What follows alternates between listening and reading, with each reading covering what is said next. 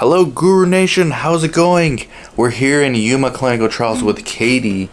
We're going to talk about investigational product accountability that sites have to do and that patients are required to comply with, and how to document it, how to do the IP accountability. We've done videos on this, like the actual how-to, where we've even counted pills. So we don't need to go through that level of detail, but just give like an overview of what could be a deviation, what may seem like it's not a big deal, but the data management might think is a big deal, and all that stuff. So like, where would you actually even start, Katie, with IP accountability?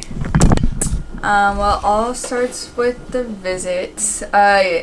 Whenever you come in for a screening visit, document what IP you gave them. Like right now, I'm working on a spray bottle, like kit of IP. So document how many spray bottles are in the kit, what the kit number is, and then we also have rescue medication. So you need to write how many bottles of rescue medication, how many pills are in each bottle, But those are details, right?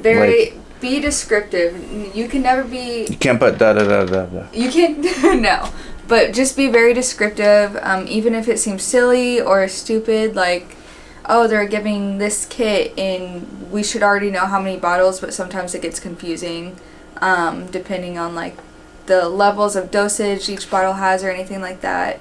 I've been working with the EDC right now doing rescue medication accountability, and it would have been much easier if we had written on the rescue medication, like, this is the rescue medication we have right now.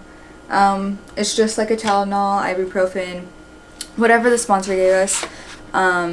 Make sure to document which bottle you gave at which visit.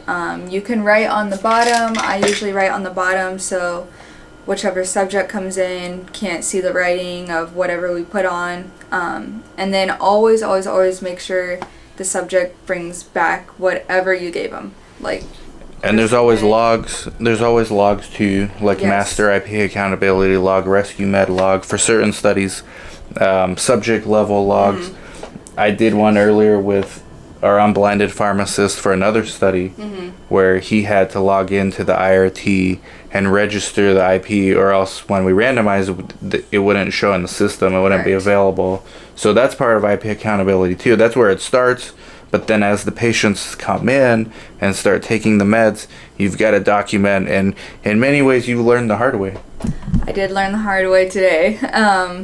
Just utilize, even if the logs... because not all logs are mandatory depending on the study and the sponsor. Always utilize whichever logs they give you, even if it's not required for your monitor to come and look at them, because I just had to go back through and look at all the logs we used.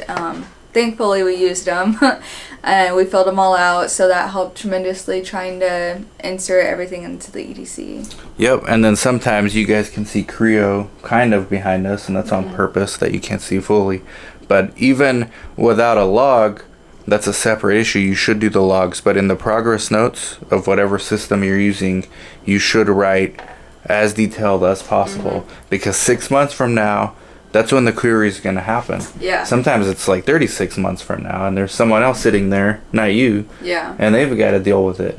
Yep, and they'll hit you with a lot. We just got hit with about 120 queries. For the same thing, basically. For the same thing, same for every subject. It was the same thing. Just make sure you're going through like the source documents that they give you at the beginning, and make sure you are going exactly how the source document is. Like, they'll give you a cheat sheet for each visit or something like that. Just make sure whenever you're configuring on whatever website you use for visits, make sure it's literally exactly like the source they give you. And if you have questions, make sure you ask. It'll help tremendously. All right, thank you, Katie. Katie's LinkedIn's underneath. Like, subscribe, comment, share. Take care. Bye-bye.